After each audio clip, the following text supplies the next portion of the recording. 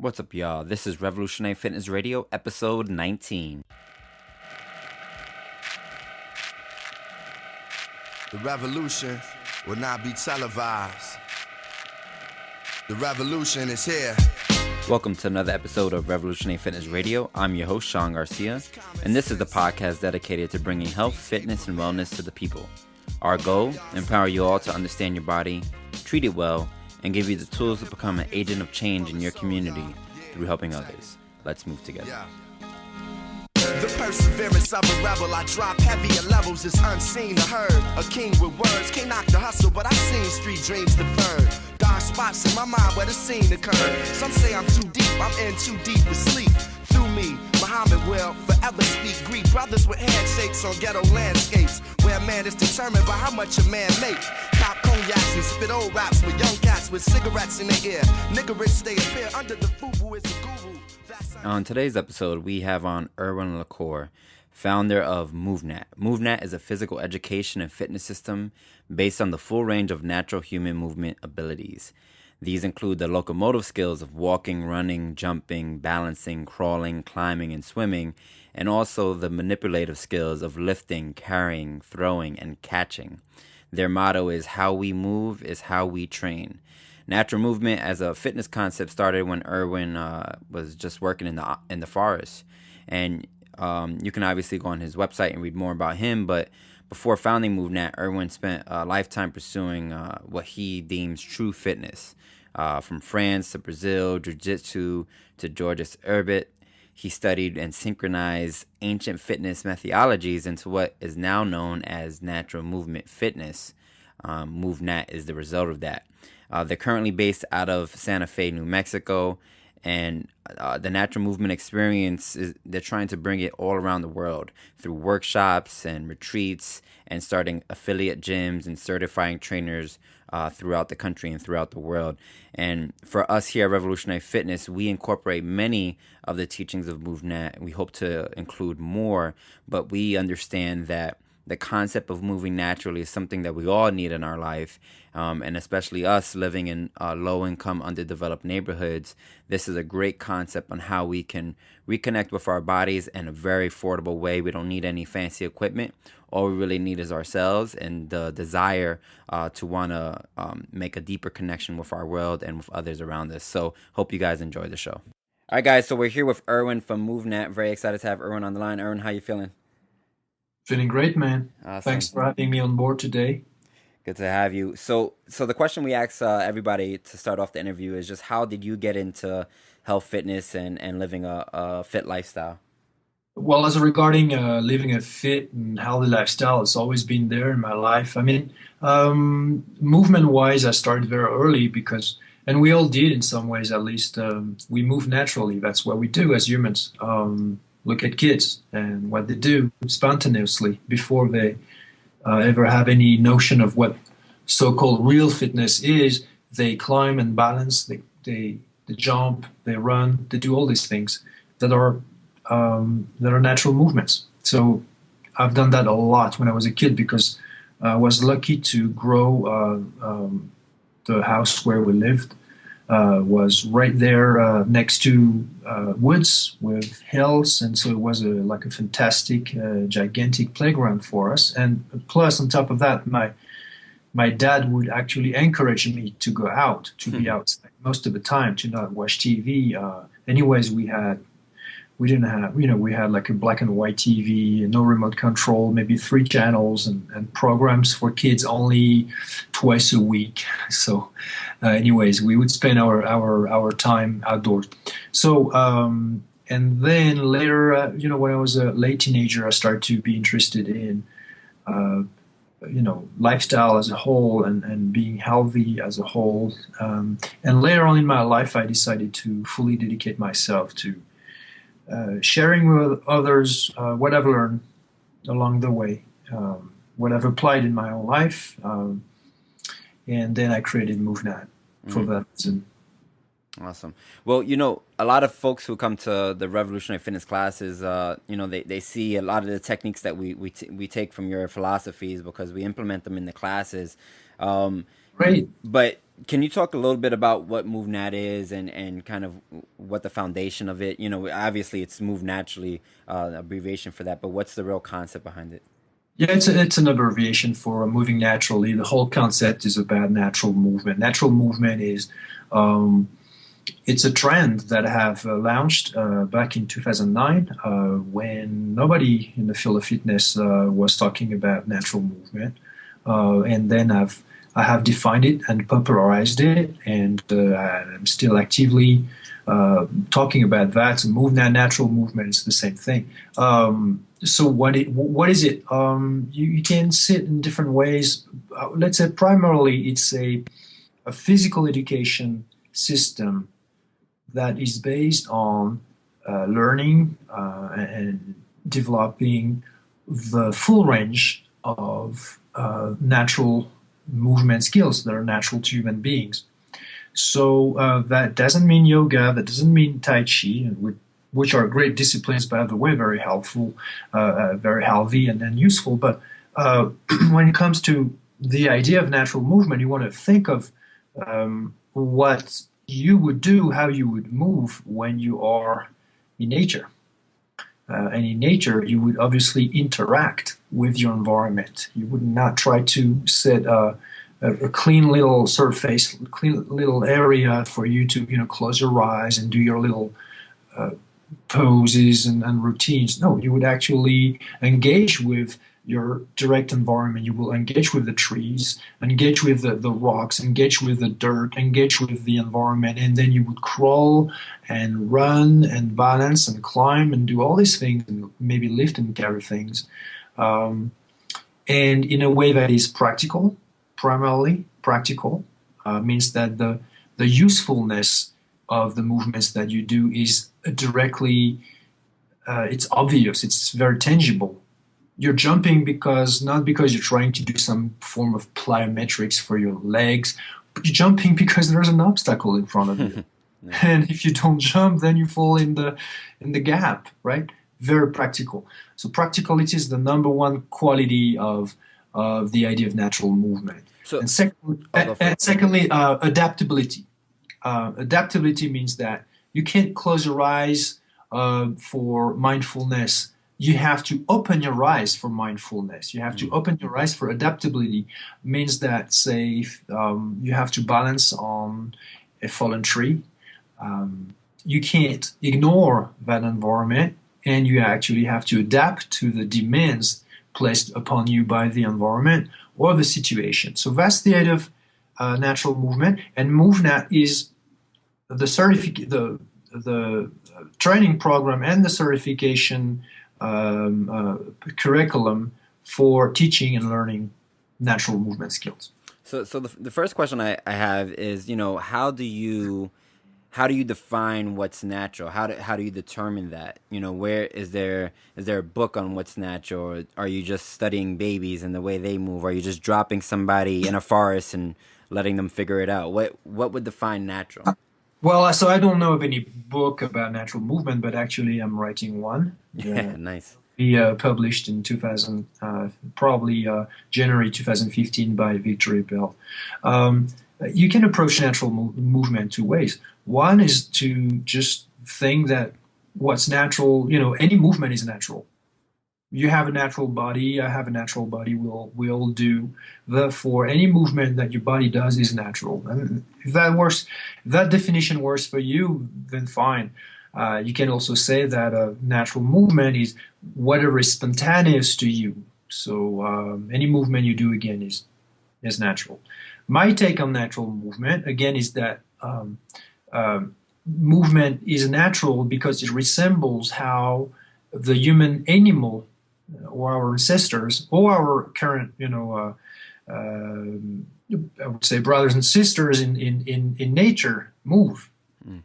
And they don't do sit-ups, and they don't do biceps curls, and they don't hold pose like handstands or kind of awkward positions that stem from a specific tradition from a specific country. They don't do that. They walk, run, jump, balance, etc. So is natural not necessarily a particular movement, but an overall practice of movement that which primary qualities are to be practical and adaptable. So adaptable, obviously, to the environment where you are. And that's when movement is natural to me. Yes. So again, let's take the example of the yoga pause. And again, I love yoga, and so many people benefit of it. So I would like people to not take me wrong and think that I'm saying anything bad about it. Mm-hmm. Not at all. All I want to say is that, how do you make your yoga more natural? By instead of going in a studio, you go outside in the woods, and then you place your little mat that's probably made in China, a piece of foam that you put there, a piece of rubber, so that you can have a clean area where you're not going to poke your eye in a branch or feel stones in your back, and you're not going to be imbalanced and everything.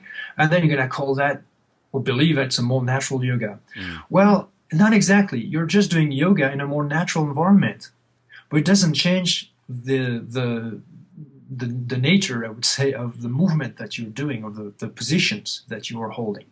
And my question is, how practical is the movement that you are doing, or the position that you are holding, and how adaptable are they? Are you actually engaging with the environment, or are you actually trying to avoid it?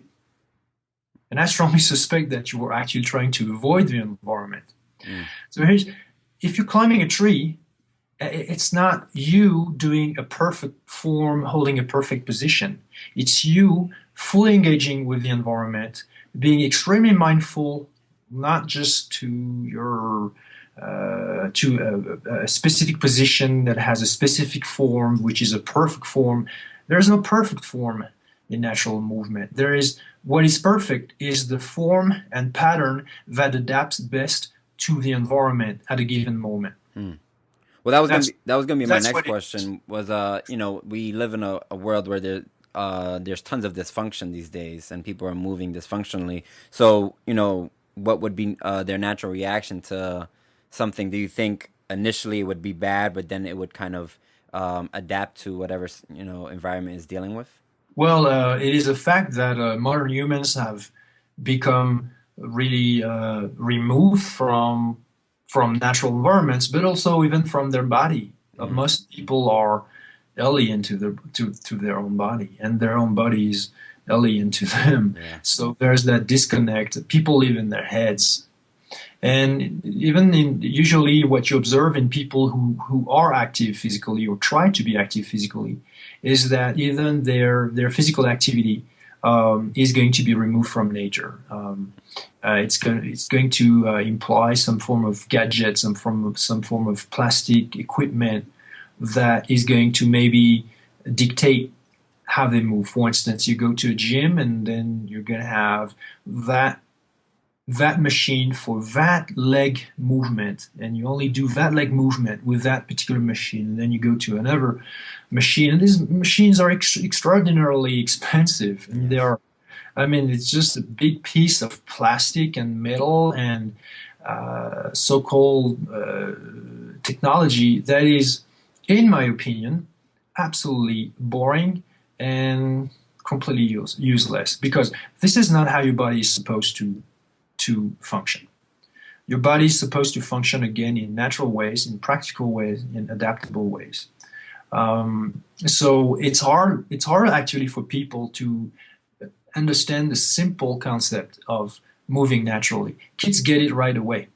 Mm. So when, for instance, grown up try and MovNat in a park, and kids are around, they get it right away. They are fascinated because here, for maybe not for the first time, but that's a rare event when grown-ups speak their language, which is natural movement. And natural movement is a language that kids can understand. And they always want to join.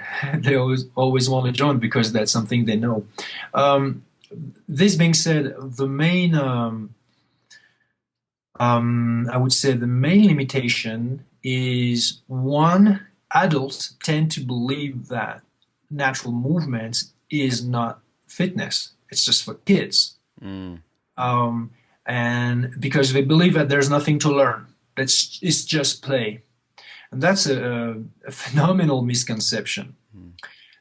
First, in terms of thinking that's just play. Well, just try to keep up with these kids and you will see that can be brutal. It can be brutal, it can be risky, dangerous, it can be extremely challenging. And so basically it works. You're going to be sore in every part of your body the next day. Yeah, no, it's just funny because I work in the gyms and people are always wondering when I'm working with my clients or my classes why I never get on any of the machines, and they're like, oh, we have access to all this stuff, and I'm like, yeah, all that stuff is useless. Let's just stay in this corner where there's this open space and we can do some work. And then you also reminded me I was playing tag with my niece a couple weeks ago, and I'm a pretty good athlete, but working out with my niece, just playing tag for 5 minutes, and I was starting to get winded, and I was like, what the hell is going on? I work out every day. I should exactly because of a set principle. So even if you do, say, your strength drills on the one hand and then your cardio drills on the other hand, hey, set principle means specific adaptation to imposed demands. Where the kind of imposed demands on you, on your system and your energy systems, on your strength, mobility, coordination, all of that when you play tag, when you move naturally, again, in ways that are practical and adaptable, because that's what playing tag is about. You adapt to the pace of the person who is chasing you or that you are chasing, and that pace is constantly changing, and then you adapt to wherever that person is going or where you are trying to go to escape, right? Yes. And that's going to be obstacle in the way, and you're going to have to move your body in so many different ways, and that's not just going to be cardio or just strength or just mobility or just coordination, etc. It's going to be all of it all together simultaneously, all together.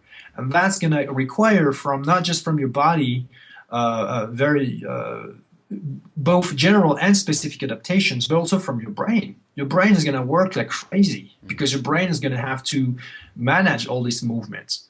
And it's going to be quite a challenge when your brain has not done that in years, in decades. Yes. So the notion or the misconception that natural movement is easy is one huge misconception, because anyone who does it is going to be challenged in ways that they've never thought of. Yeah. And secondly, other huge misconception is the idea that because it's natural, you don't have to learn anything. And that is, that's such a huge misconception. Think of breathing. Everybody breathes. Everybody who's alive is breathing. But does that mean that everybody who breathes, does that mean that everybody breathes well, with ease, with control, with both power when necessary and relaxation the rest of the time? No, most people don't know how to breathe well.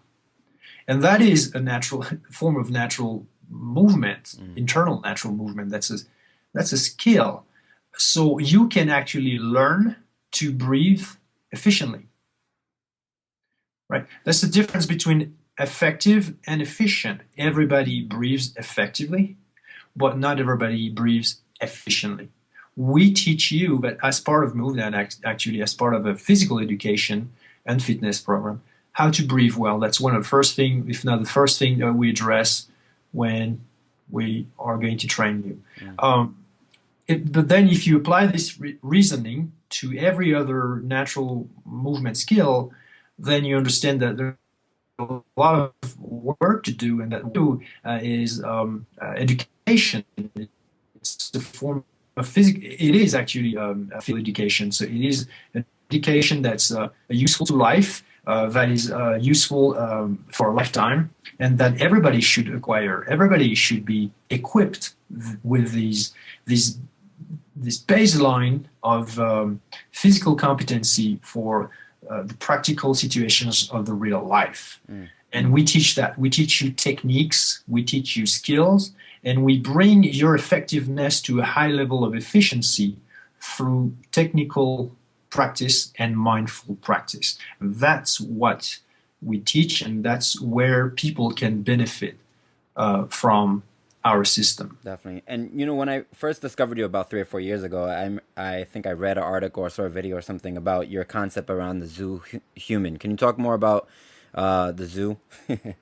Yeah, well, it's just a metaphor that I borrowed from Desmond Morris, he's that famous British zoologist, and who was the first person to study human beings from the angle of a zoologist's perspective, from the perspective of us being animals, because we're animals, that we like it or not. We may be evolved, we are civilized, we have created so many technologies, but we're still, made of flesh and with instincts and with behaviors that come from long time of evolution in nature, in wild environments. So we have put these beautiful, magnificent wild animals in zoos,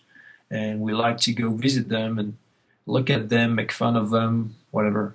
But what we don't observe, what we don't realize, is that we have domesticated ourselves to the point that it looks like we too live in a zoo. It means that our behaviors are not what they would be in nature. And same goes for these animals. They are prevented from behaving fully the way they would normally behave if they were free in nature. We're not free in nature either. So our behaviors are altered, and they are altered in ways that are, some maybe are beneficial or at least convenient. But the amount of technology, the amount of convenience that we benefit from today is actually, it looks like it's very stressful. It looks like a lot of people are actually stressed. Everything becomes easier. You get food easy. You don't have to go hunt and gather. Get food easy. You get heat easy, or anything you want, you get relatively easy. You get a job, make some money, and then you can consume. And then you can manage your little, comfortable area. And but the reality is that this level of comfort is in many ways stressful because it's too easy for us. So it makes us weaker. It makes us less healthy, much less healthy. And it also makes us less free and less happy. Most people are unhappy. Depression is an epidemic. Yes. So that's what I call the human zoo.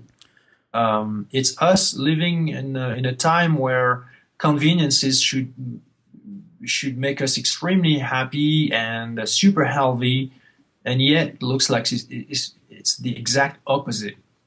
Yeah. John Durant. Doing wrong. No, yeah, definitely. John Durant, and I know he's a friend of yours, right? He wrote the Paleo Manifesto recently, and he had that whole beginning chapter where he was talking about examining gorillas in the zoo and how they're morbidly obese. And I think many people don't realize the conditions that a lot of these animals are going through and how much they relate to the similarities going on with us. Absolutely, it's a great book, and he talks about the idea of habitat and how habitat has to fit a specific species. You don't put snakes in whatever. Well, snakes can really live in, it's a bad example I wanted to quote because snakes, there are so many different species and different types of environments in deserts and jungles and everything.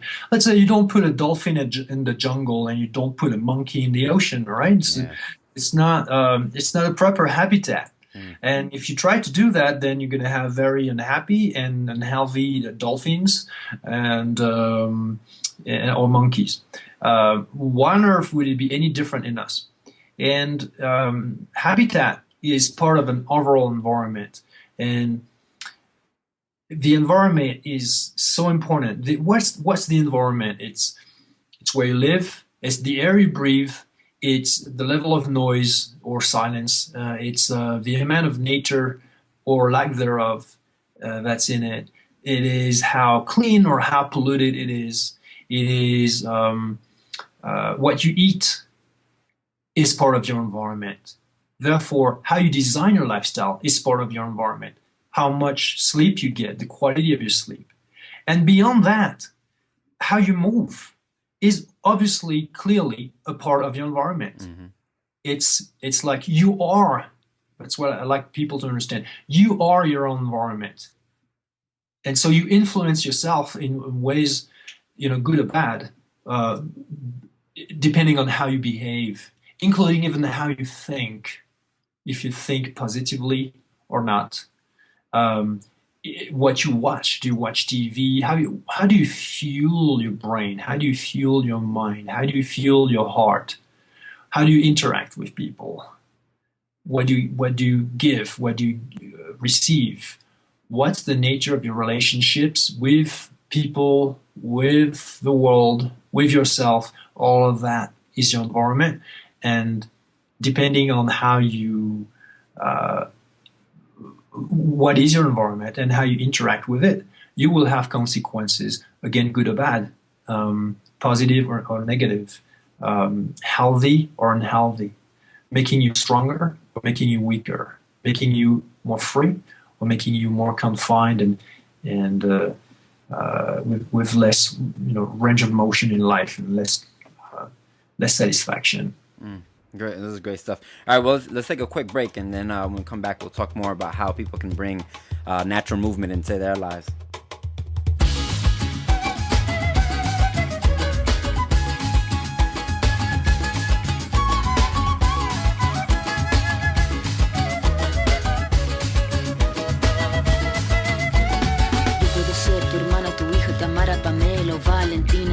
Ser tu gran amiga, incluso tu compañera de vida. Yo puedo ser tu gran aliada, la que aconseja y la que apaña. Yo puedo ser cualquiera de todas, depende de cómo tú me apodas. Pero no voy a ser la que obedece, porque mi cuerpo me pertenece. Yo decido de mi tiempo, como quiero y donde quiero. Independiente yo nací, independiente decidí. Yo no camino detrás de ti, yo camino de la para aquí. Tú no me vas a humillar, tú no me vas a gritar. Tú no me vas a someter, tú no me vas a golpear, tú no me vas a denigrar, tú no me vas a obligar, tú no me vas a silenciar, tú no me vas a callar. No sumisa ni obediente, mujer fuerte, insurgente, independiente y valiente, romper la cadena de lo indiferente, no pasiva ni oprimida, mujer linda que das vida, emancipada en autonomía, antipatriarca y alegría.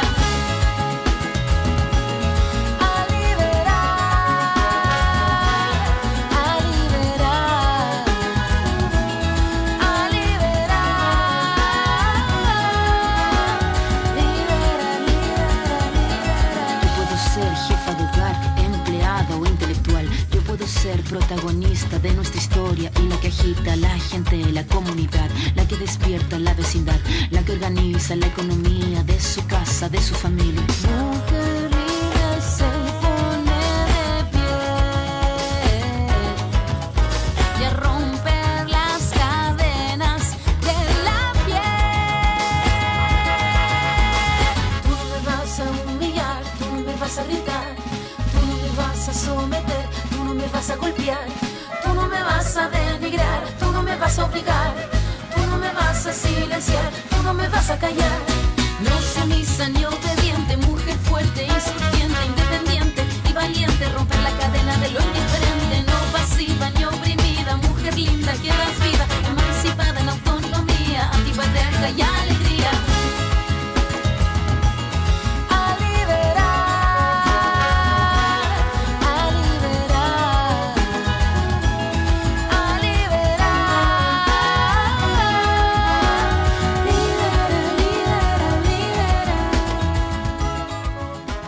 guys. So we're here with Erwan from MovNat.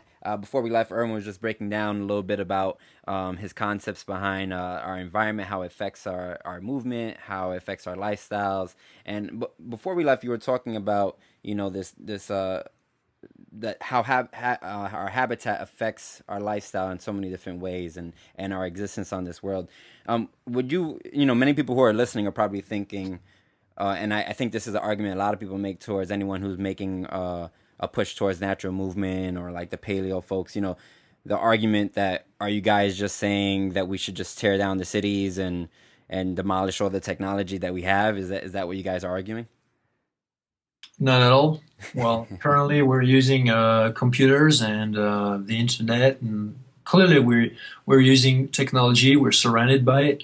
So the point is not to be how do you pronounce this word in English? Nihilist or nihilist? I'm not sure.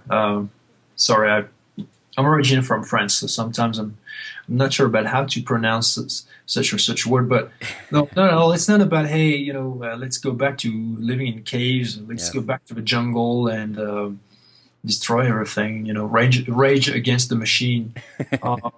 I don't have any rage against the machine. I actually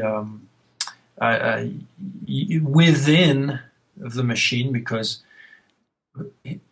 I don't deny there. I'm not denying there is a machine, man. But you can make yourself or keep yourself strong, healthy, and happy, and as much as possible free within a system that probably he's not so much interested in you being strong, healthy, happy, and free.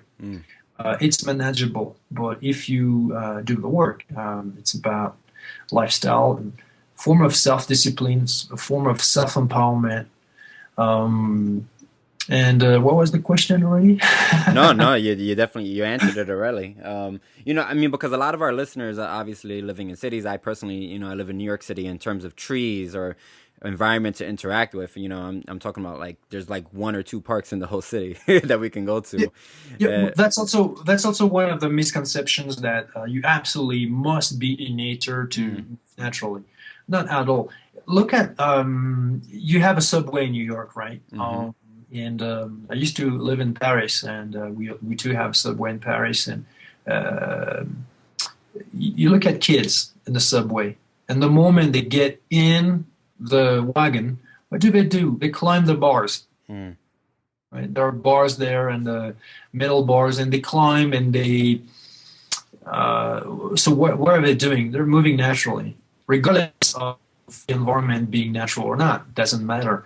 If you I like to use this metaphor. You have a chihuahua, right? Like you take a chihuahua, like this little dog, that are like really small and not very intimidating kind of dogs. Mm-hmm. You put them in the woods. Do you think they're gonna behave like wolves right away? No, because they are born in. They are pets, and they are born in indoors and live indoors most of the time. And because of that, it's hard for them to behave in natural ways. We're probably not going to form a pack of chihuahuas and run down a deer. It might not happen. And if it does, then I don't know. It might take some time. Now, if you take a wolf from a pack of wolves, and you bring them in New York City, what do you expect how do you expect the wolf to behave? Like a chihuahua? You're going to put them in an apartment, they're going to sit on their couch and wait for their little food? No, because they're wolves, and they're going to behave as such. And if they're going to run and sprint and try to hunt something and try to be free, and probably they simply won't understand what is that crazy environment where they are. It doesn't fit who they are. So back to living in a city, being in a city. How do you see yourself? Who are you? What is your self-image? Are you somebody who, for instance, is not interested in fitness? Then okay, well, just stay on the couch and eat pizzas and drink sodas. Are you somebody who is interested in health and fitness? All right, good. But what does that mean to you? health, fitness. Does that mean taking supplements, eating soy, and drinking spirulina smoothies, and then doing some sit-ups or some gym, some form of conventional fitness drills in a gym setting, and then you maybe have a bit more of muscles or you lose a little of weight, and that means fitness to you? You do some strength on one side, and then you do some cardio on the other hand, and then you think that you have a form of complete fitness. Is what you think of health and fitness? Then, sorry, but that is a pretty limited vision of fitness, because that is not even an expression of who you are, but something you're trying to do because you think that you have to do that in order to stay healthy and to be fit. Let me share with you what is my version of fitness. It's physical competency for the real world. It doesn't matter where you live, man. But you are in New York, and all of a sudden there is a catastrophic event, and unfortunately it has happened in the past, and it probably happens every day in some form or another. What do? You call 911, probably a good thing to do, but can you rapidly climb out or climb up or down? Can you sprint? Can you crawl under an obstacle and jump? And can you move your body in ways that are practical to get yourself as soon as possible to safety, or to help somebody, to go help somebody, go sprint, pass an obstacle maybe by climbing or jumping or balancing, and then lift and carry that person so that they, maybe the rescue teams are not here yet, and you can do something. But if you can't do anything because your body does not respond, because your body is not prepared, then you are helpless to yourself or to people. You do not have the physical competency I'm talking about. So it doesn't matter the size of your biceps. It doesn't matter if you have a good-looking butt because you do butt exercise every day. How does your so-called fitness transfers to real-life applications? And if it doesn't, then I wouldn't call that fitness. I would call that cosmetics fitness. I would call that something else. But that's not the physical competency I'm talking about. And I believe everybody should be equipped with such physical competency, and that it should include both the varied movement skills that you need, the varied techniques and movement skills that you need, and also, of course, the physical adaptations, the strength, the cardio, all of that, all together. So that's a little... maybe a radical view. Sorry, Shantu. No, it's okay. It's maybe a radical view compared to what most people, unconventional compared to what most people see as being fitness. But this is what I like to call verified fitness. It's verified. Does it work in the real life or not? And if it doesn't, then it's unverified. It's just something that's, I don't know, it's maybe you're interested in numbers. Oh yeah, I can do 20 repetitions of this or that movement, or I look good, I look better in the mirror. Well, you talking about community, well, you want to be useful to your community, and there are so many ways to be useful to your communities, but certainly the ability to respond physically in time of need is one very tangible way to be useful to your community. Definitely. So many people that are probably listening to these concepts for the first time today, their minds are blown and they're like, oh my God, so what do I do? So what would be some easy first steps for people to start doing today to start bringing this more practical fitness into their life? Well, there are plenty of ways to... You can explore to begin with. You can re-explore and rediscover. Just go to a park.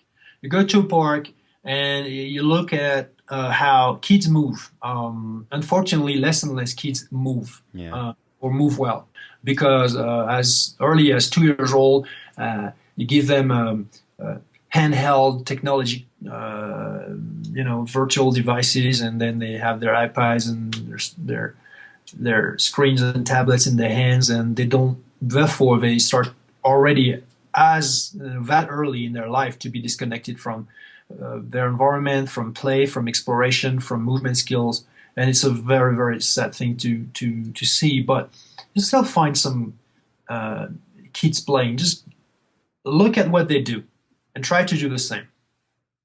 That's one way.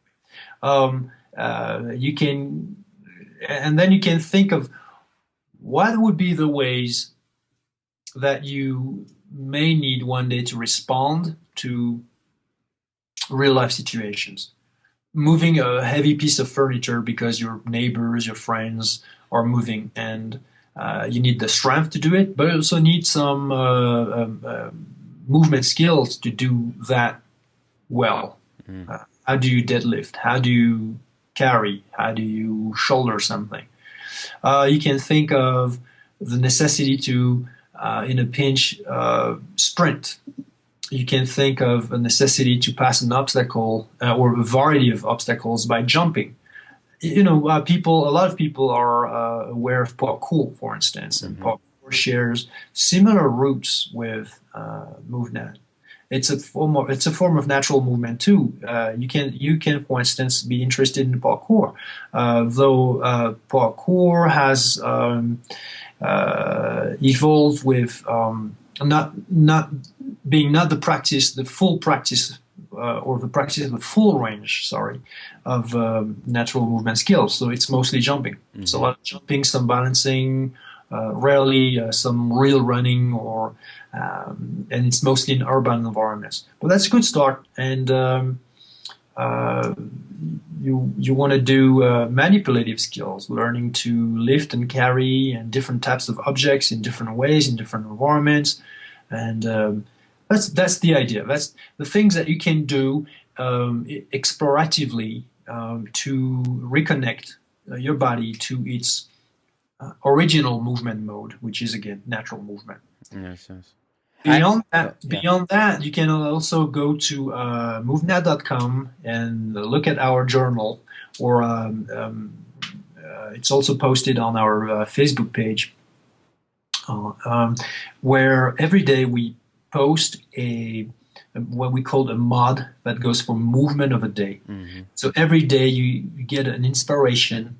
Every day it's a different level, so beginner, intermediate, or advanced. And we also post some video samples, short video samples, where we show the movement that we're talking about, and we give you some suggestions of movements that you could do, like a movement session that you could do, and that's every day but the weekends. That's a good start too. Yeah, that's a really good resource. I mean, you got a lot of stuff on there. But what I was going to ask was, many people are going to the gyms thinking that they're doing something righteous and they're doing good things for themselves by making that commitment to the gym. Is there any tools in the gym that you would, you said yoga had some good value and merit. I've seen you use things like kettlebells. Is there? Absolutely, Sean. Say if you're somebody who is physically inactive and you like to do something about it, then anything that works for you is great. Is it going to be yoga that you're going to love and want to do every day, is going to inspire you to do your movement every day? Then fantastic.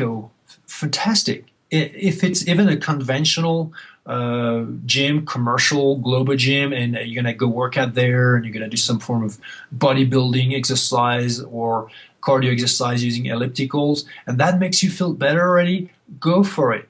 If you can afford it and if it makes you happy, go for it. I'm not condemning. I'm not saying, hey, everything is bad and you have to move naturally and that's the only way, this is the truth and it will save you. It's not my point. My point is, don't abandon your body. Don't neglect your body. Move your body. And if dance is the way to go for you, that is what's the most appealing, and it's going to solve your depression. It's going to keep you healthier. And then, brilliant. Then that is the way. my take, I would say, I'm partial to natural movement because because it's so varied, because it's so practical, because it's so adaptable to so many environments and situations, because you can train it basically anytime, anywhere, because you can do it with friends, because you can do it indoors or outdoors, in urban environments or natural environments, because it's the way we as humans move and have been moving in nature for thousands and thousands of years of evolution. Because this is what we do as kids, all of us, universally. Kids don't universally do biceps curls, or yoga, or Zumba, or Pilates, or curves, or any of these fitness programs that have been created for the sake of having people healthier and moving. Universally, all kids, regardless of their background, regardless of their ethnics, regardless of their social status and things like that, move naturally. That's the universal language that belongs to all human beings the moment they're born and the moment they are at their developmental stage of movement. And my point is, it's not just for kids. We should never stop.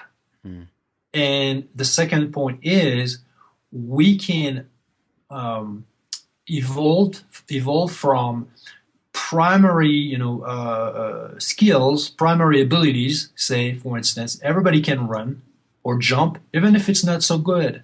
Everybody can do it. We can, through technical and mindful practice and consistent practice, make these primary abilities become real high-level skills, much better skills. We can move better, and so it means that we can learn how to move better, all of us. Well, it's an interesting point, because you say that there's skills and competencies that one has to learn, and there's such a disconnect that people have with their bodies. Is there ways for people to progress too quickly with natural movement and potentially hurt themselves, like just going climbing some trees and hurting their knee or something like that? Is that a big risk? If you are a jackass, everything is a big risk. You're a liability to yourself. If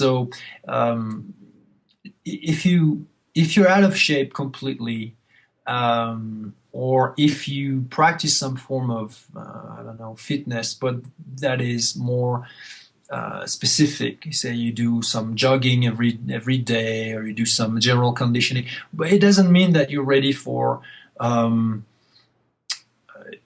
Everybody's ready for natural movement right now, if they know how to do it progressively.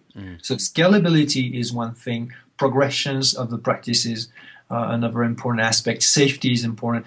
Scalability, progression, and safety are the three pillars of the way we program, the way we conduct training for people who get started again with these natural movement skills. You don't go in nature, in the wild, and try to be a free, untamed wild animal overnight, because it won't happen. Indeed, you might injure yourself. Yeah. So I'm in no way am I telling people, hey, do not do anything without guidance. You have to train with a trainer and learn, and that's not what I'm saying. Yeah, I'm actually telling people there's so much you can do on your own. Of course, if you're reasonable, if you're wise, if you listen to your body, if you don't try crazy things where indeed you might hurt yourself, either because you're doing something dangerous, or just because you're doing it too much too soon at a high level of intensity and volume, and then your body is not prepared for such stress, and it's not going to respond so well to the stress, and that's going to lead you to injury. So apart from that, if you're just attentive to your body and reasonable and go progressively, then there is a lot you can do on your own for free, anywhere. That can be a central park, that can be even indoors. I recall once I was on a trip with a friend, and we didn't have a lot of time, and we just trained in a hotel. So we walked in the corridor, walked on all fours, and then we set up these chairs, and we would crawl under the table, vault over a couch, step up and down the chairs, or jump. We do these movements, carry each other, and that was all indoors, not even in natural environment. The only point I would say is, if you want to boost your progress, or if you really don't have any imagination and you need a form of motivation and guidance, then we're here. MovNat certified trainers, affiliate gyms. We even have MovNat meetups or natural movement meetups. Groups. You can join some of them and get started this way. And if you want to learn more, then you can, why not consider one of our workshops, or why not get certified, get your level 1 certification and bring the MovNat system and natural movement back to your local community. Well, that was going to be my next question. If you could go into a little bit more about the workshops and the certification, because I know a lot of people who are listening are interested, and a bunch of our trainers, our master trainers, have been thinking about getting our level 1. Can you go into, the different kind of educational programming you have? Do you have one-day stuff? I know you have some retreats and things like that. Can you go into details? Yeah, we have 2-day weekends trainings where you learn all these techniques. Not all of them, because we have so many. That's why we have the 3 levels curriculum. But in the 2-day workshops, you will learn all the basics, all the what we call the movement efficiency principles, learning how to breathe, learning about posture and position, sequence timing, tension and relaxation, and then learning the fundamental techniques in jumping, running, movements that are natural movements that are great for mobility, coordination, all of that, strength. And then with this, that's an experience and a knowledge that you acquire that you can use for yourself. So when you're back home, you can train anywhere. That can be in the backyard, in a park, on the playground, in nature, urban environments, wherever you can apply these natural movements. Remember the wolf. The wolf will always move like a wolf, regardless of where they are. So that's one type of workshop. And then we have the level 1 certification workshops that usually take place at the same time with these 2-day workshops. They're just a little longer. They're 2 days and a half, and you can actually get certified. So you learn how to teach these techniques. And let's say if you're interested in education, physical education, and believe that this is important for children and for grown-ups and for communities, then maybe that's something to consider, because with that certification, you can come back and then you can train people around you and improve the movement and make them better movers. Awesome. And last for people who wants to be fully immersed, we sometimes have either 5-day workshops or 7-day workshops. Obviously, they are maybe less accessible to everybody, but if that's something that you can do or want to do and can afford, that's a great way to really learn a lot, and for several days in a row to be fully immersed in that lifestyle and that movement practice. Yeah, and we'll have again all those links in the show notes of the episode. But Erwan, we're running on the end of the show here, but I just wanted to personally thank you, man. I think you are definitely one of the leaders and trailblazers of helping reconnect our bodies, our minds and our bodies. And people around the world are being affected by the work that you're doing, and all your trainers and people doing similar work. But you're definitely one of the trailblazers behind getting this stuff out there in the mainstream. So I want to thank you for that. Well, I appreciate the feedback, and yeah, fortunately, there are other people who are leaders and who are doing great things in so many areas, and that includes even conventional fitness, and that includes other modalities of movement.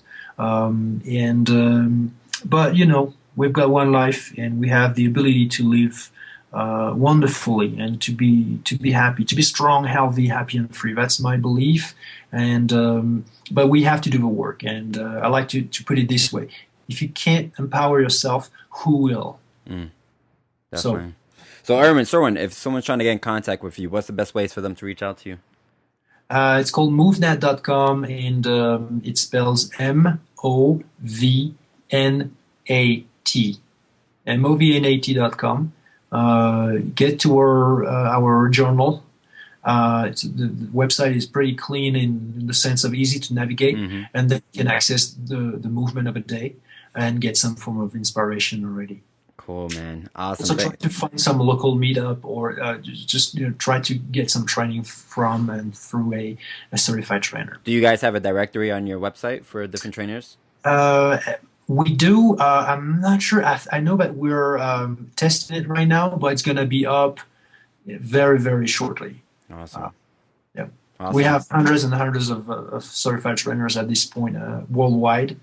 And I like to encourage people to consider the certification, because that's one way you can learn for yourself, but also bring the ability to and acquire the ability to train people around you and to empower yourself, but also people together with that program, that system. It's all about moving together, right? Yeah. All right, Erwan, I want to thank you for coming on here, man. It's been an honor, and I think the audience is going to love what you're saying. And if we have any questions that people send our way, we'll shoot it to you so you can get those to you. Absolutely, with pleasure. All right, Erwan, I'll talk to you soon, Take care, everybody. Bye. Bye. That was a great interview with Erwan. Really learned a lot from Erwan, and continue to learn many things from him. And I hope you guys were able to get something from that interview, and maybe it turned on some light bulbs for you, and you're sparked to start doing some natural movement and finding ways to incorporate it more into your fitness training. At the airing of this show on March 13th, 2014, Revolutionary Fitness is actually in the midst of a 7-day green smoothie cleanse for the spring equinox. So we're hosting a group cleanse where we already had an orientation meeting last week. If you're listening to this on the 13th, we had an orientation this last weekend with nearly 50 people who came out from all across New York City. We had 20 people streaming on the internet from all around the country. And basically, we went over an orientation on how people can successfully go through a 7-day green smoothie cleanse. And since then, we've created a Facebook group page called RevFit 7-Day Cleanse Participants, and that is basically a group page on Facebook, which is serving as a forum and interaction between those who are going through the cleanse and supporting one another, who have questions, who have maybe some comments or suggestions for other cleansers on how to successfully go through the cleanse. And it's really just a nice little forum for people to engage and connect with one another as they go through this experience. And I'm gonna put all the stuff in the show notes on on the cleanse, the materials for the cleanse, the link to all the stuff on the internet. But even if you can't participate in the cleanse currently at this time, all those resources will help you go through a cleanse whenever you want to do it. So, if you can't do it between March 15th and March 21st, which is what we're doing in 2014, then you can do it at any point in the year, or even if you hear this show in a couple years from now, you can do it at that stage as well. But this is definitely something that we're very excited about. So far on the Facebook page, we have over 100 people participating in the cleanse. And of course, there's probably more who are not on Facebook. And these are people from, again, all over the country. And the goal of the cleanse is really, obviously the health benefits of, cleaning out your body, resting your body, getting in a lot of nutrients, getting in a lot of vegetables into your system, all that great stuff. But more than that, it's about re-educating our bodies on what food is to us. reevaluating our relationship to food, because many of us living in the States, and especially in the cities and the underdeveloped communities within these cities, are dealing with the fact that we don't have access to regular good produce, or we are constantly just filled with processed food, from grade school all the way up. We're constantly just processed food. Our taste buds are crazy. Our relationship with sugar is crazy. All we're really eating is corn and wheat and getting tons of sugar into our body. And so our hormones are all out of whack. And so going through a 7-day cleanse, 5-day cleanse, whatever you do, just going through the cleanse, getting all the health benefits, but also getting the internal education on what food means to you, how can it serve you better, and, going from there, what are some healthier choices you can make? We find that the cleanse is a great way to do this. So we invite you guys to join in on the cleanse if you can. If you hear this broadcast on the 13th of March, definitely jump in, because we're just in the midst of the preparation days. And if you hear it after that, try to do it on your own. Maybe recruit some of your family members or community members to do a cleanse with you. And if you need any of our support, just let us know. You can always get more information about our organization, the work that we're doing, and things like the cleanse on our website at revolutionaryfitness.org, or on Facebook. You can go at facebook.com/RevFitNYC. That's RevFitNYC. And look forward to talk to you guys soon. Enjoy. 1,